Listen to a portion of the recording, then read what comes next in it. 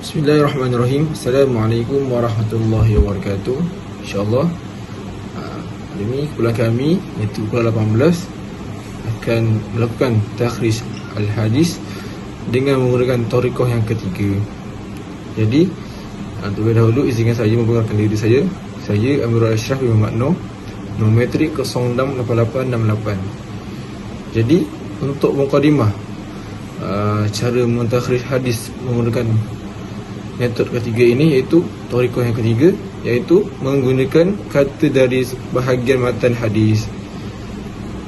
Jadi dalam kita menggunakan tariqah yang ketiga ini, kita akan menggunakan kitab Al-Mufahras, Al-Mu'jam Al-Mufahras li Al-Fadhil Hadis Nabawi.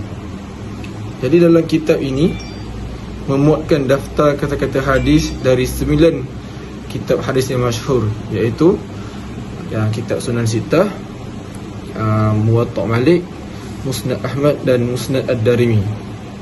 Jadi dalam kitab Mu'jam ini disusun oleh sekelompok orientalis dan diterbitkan oleh salah seorang di antara mereka, iaitu Dr. Arnold John Wensick. Jadi dalam kitab Al-Mu'jam Al-Mufahras ini disusun secara sistematik penyusunannya, iaitu yang pertama disusun menggunakan beberapa jenis kata fa'il, madhi, mudhari', amar, isim fa'il, isim maf'ul dan beberapa lagi bentuk kata setelah sesuai dengan dhamirnya. Yang kedua, kitab Al-Mu'jam Al-Mufahras ini juga disusun menggunakan beberapa jenis kata isim. Dalam kitab ini juga disusun dengan kata-kata bentukan, iaitu mushtaq. Jadi seterusnya akan disambung oleh sahabat saya. Bismillahirrahmanirrahim.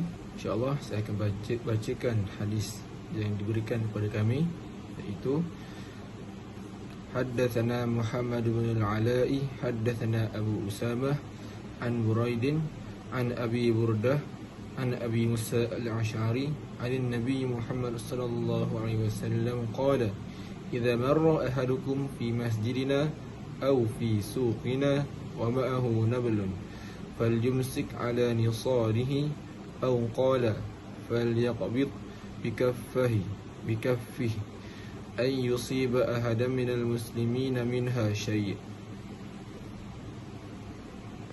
InsyaAllah, saya Tengku Muhammad Akid bin Tengku Hasnul Bahri, nombor matrik 067817, akan mentakhrijkan hadis menggunakan tariq ketiga, seperti mana tariq ini yang telah dijelaskan oleh sahabat saya sebentar tadi. Baik, berdasarkan hadis yang telah diberikan kepada kami, saya menggunakan perkataan pertama dalam matan hadis ini, iaitu idza. Saya menggunakan perkataan ini untuk dicari dalam kitab Al-Mu'jam Al-Mufahras li Al-Fadhil Hadis Nabawi, tetapi saya tidak menjumpai saya tidak menjumpai hadis yang sama dengan menggunakan perkataan tersebut. Seterusnya saya pergi kepada perkataan kedua, iaitu marra. Setelah dicari beberapa kali, saya masih lagi tidak menjumpai matan hadis yang sama seperti hadis yang telah diberikan kepada kami, sama maupun lebih kurang. Saya tidak jumpai di dalam kitab Mufahras li Al-Fadhil Hadis Nabawi tersebut. Kemudian saya pergi lagi kepada perkataan yang ketiga, iaitu ahadukum. Juga saya tidak menjumpai dalam kitab tersebut. Kemudian saya berpindah kepada perkataan fi, juga tiada. Perkataan masjidina juga tiada di dalam matan hadis yang sama seperti matan hadis yang diberikan kepada kami. Seterusnya saya pergi kepada perkataan au dan juga fi. Saya dapati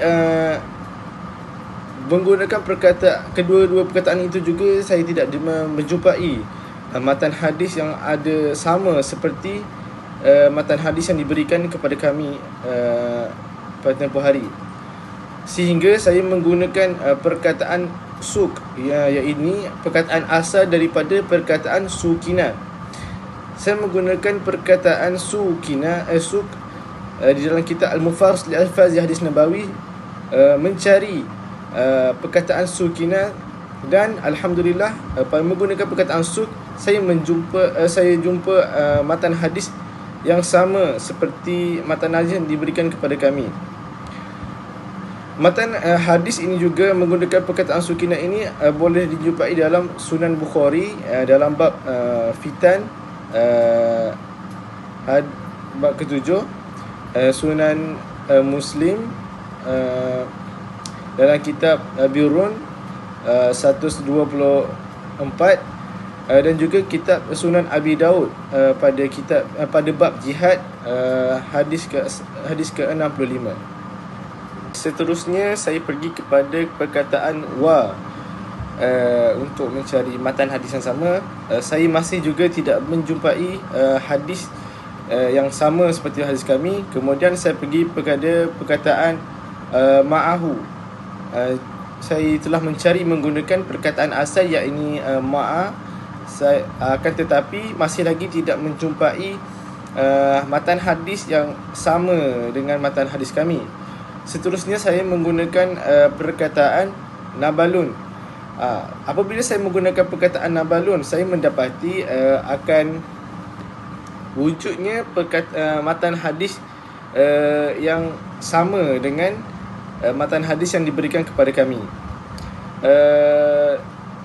Matan hadis berdasarkan menggunakan perkataan ini juga terdapat dalam kitab Sunan Bukhari bab fitan ayat hadis ke-7, juga Sunan Muslim bab birrun hadis ke-123, Sunan Ibnu Majah bab adab hadis ke-51. Hadis ini juga boleh didapati dalam kitab Sunan Ahmad pada hadis ke-4 dan 297, 400, 410 dan 418. Dengan menggunakan perkataan nabalun sebentar tadi juga, saya ada menemui satu matan hadis yang seakan-akan mirip dengan hadis yang diberikan kepada kami. Akan tetapi hadisnya berbunyi ya'khudhu binusulin nabalun idza marra fil masjid. Bab ini, hadis ini boleh didapati dalam Sunan Bukhari bab solat hadis ke-66. Kemudian saya menggunakan perkataan falyumsik. Apabila menggunakan perkataan falyumsik ini, saya perlu menukarkan perkataan falyumsik kepada perkataan asal iaitu masaka. Apabila saya mencari perkataan itu, saya mendapati wujud wujud hadis yang sama seperti hadis kami. Ianya boleh dapati dalam Sunan Bukhari bab fitan hadis ke-7, Sunan Muslim bab birrun hadis ke-124, dan akhir sekali Sunan Abi Daud pada bab jihad hadis ke-65. Setelah itu saya menggunakan lagi perkataan selepasnya ala nusaliha au qala. Saya tidak menjumpai mana-mana matan hadis yang sama seperti matan hadis kami. Akan tetapi apabila saya menggunakan perkataan qabada, yakni dalam hadis berbunyi falyukbid, saya menukarkan kepada perkataan asal qabada, saya menjumpai satu matan hadis yang sama seperti matan hadis kami, bunyi au qala falyukdi kiffi au qala falyukdi bi kiffi.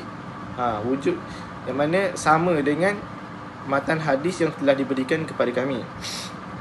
Matan boleh didapati dalam Sunan Bukhari bab fitan hadis ke-8, juga dalam kitab Sunan Abi Daud bab jihad hadis ke-65.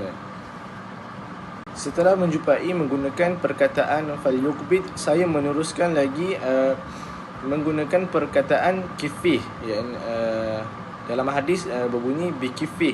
Saya menukarkan kepada perkataan asal iaitu bi kifih. saya mendapati terdapat hadis yang mirip dengan hadis kami, yang mana falyukif fi an yusibu ahadan minal muslimin. Di sini ditulis boleh dijumpai dalam Sunan Abi Daud bab jihad hadis ke-65. Setelah itu saya mencari lagi menggunakan perkataan an tusiba ahadan minal al-muslimin. Semuanya saya tidak dapat menjumpai mana-mana matan hadis yang sama seperti matan hadis yang diberikan kepada kami. Jadi sekian, itu saja daripada kami. Terima kasih. Assalamualaikum.